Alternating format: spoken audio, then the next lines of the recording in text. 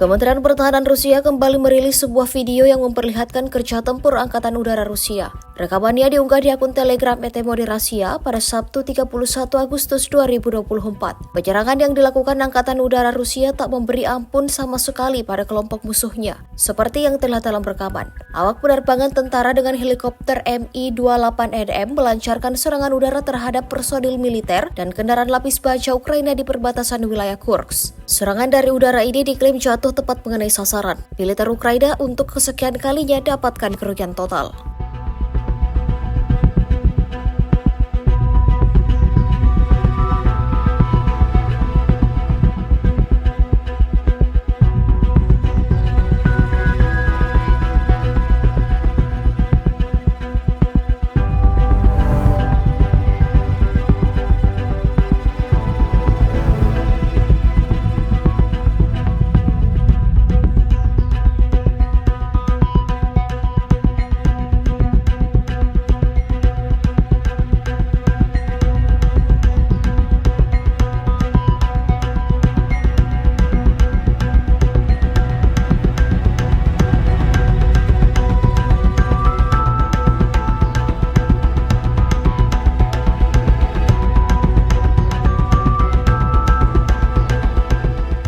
Download Tribun X sekarang, menghadirkan lokal menjadi Indonesia.